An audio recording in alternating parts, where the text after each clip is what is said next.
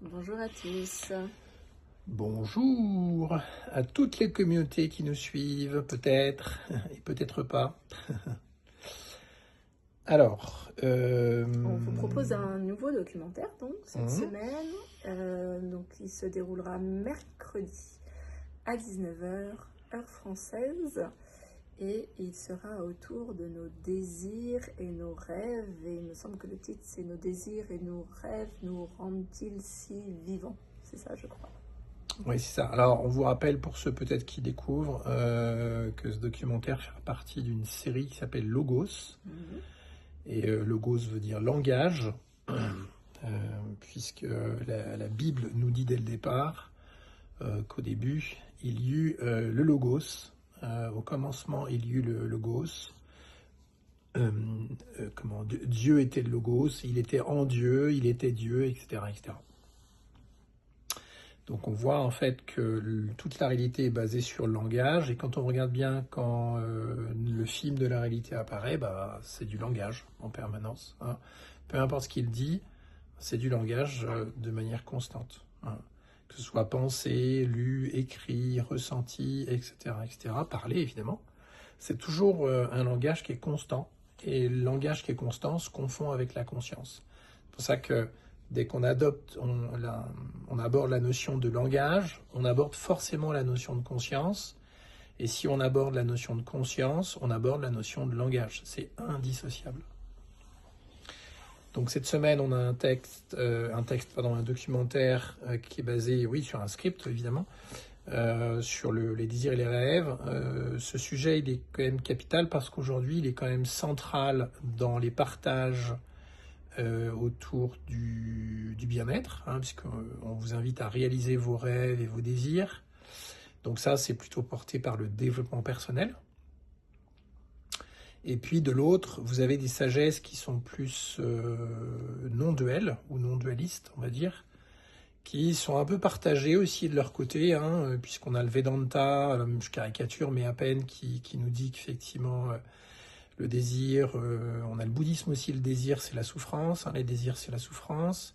Et puis on a d'autres courants non dualistes, comme le Chan par exemple, qui est l'ancêtre du bouddhisme zen, qui sont aussi d'autres sagesses non dualistes, comme le taoïsme, comme le dzogchen, etc., comme le soufisme aussi.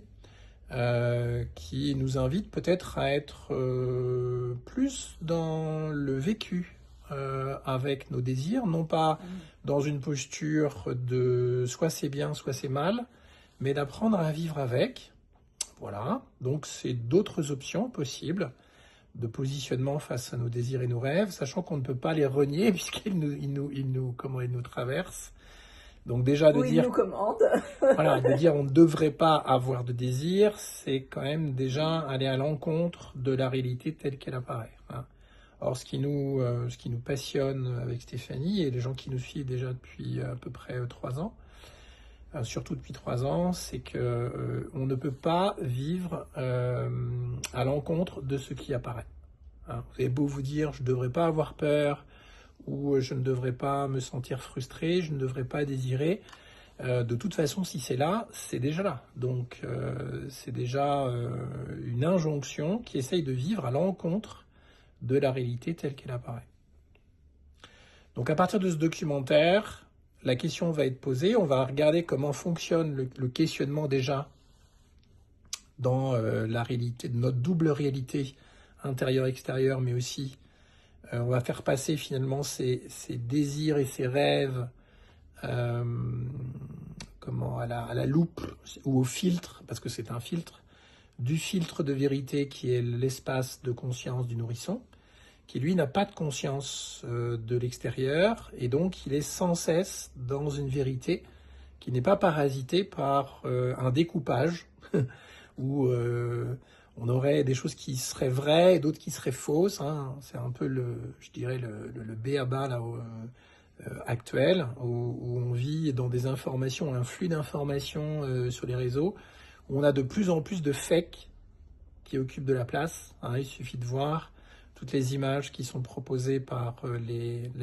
l'intelligence artificielle, qui prend de plus en plus de place dans notre quotidien, et on vit de plus en plus dans du faux, Donc, on se posera d'abord la question, mais les désirs, les rêves, bah, c'est pas du faux puisque ça apparaît, même si c'est un rêve, on ne peut pas nier l'information qui apparaît, qui dit je désire ceci, je devrais faire ceci, je devrais faire cela, je devrais vivre telle vie. Et on va faire passer ça à la moulinette et du filtre de vérité qui est l'espace qui, lui, ne vit pas cette double réalité et donc n'est pas soumis à cette dimension de vrai-faux. Hein. Donc, on va voir ce que nous dit cet espace de conscience du nourrisson qui n'est pas soumis à cette double réalité, c'est vrai, c'est faux. Et c'est là, en fait, qu'on est touché à partir d'ici, profondément. Hein. Et donc, vivre avec ce qui apparaît, c'est-à-dire nos désirs et nos rêves à partir de cet espace, c'est quoi cette expérience et comment la vivre? Parce que dans les documentaires, on ne l'évoque pas assez souvent, mais on a le documentaire qui est transmis dans un langage qui est le langage de la vérité, c'est-à-dire le langage incontestable qui ne subit pas ces dimensions de vrai-faux qui est celui du nourrisson avant l'âge de 2 ans.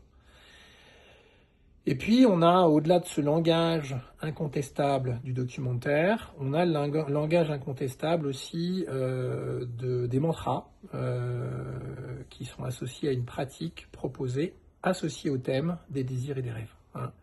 Donc, si on arrive au quotidien à vivre avec ce qui apparaît, nos désirs et nos rêves, et que l'expérience est colorée par la paix, ça peut valoir la peine de s'y arrêter quelques instants. Voilà, c'est ce qu'on vous propose de vivre mercredi soir.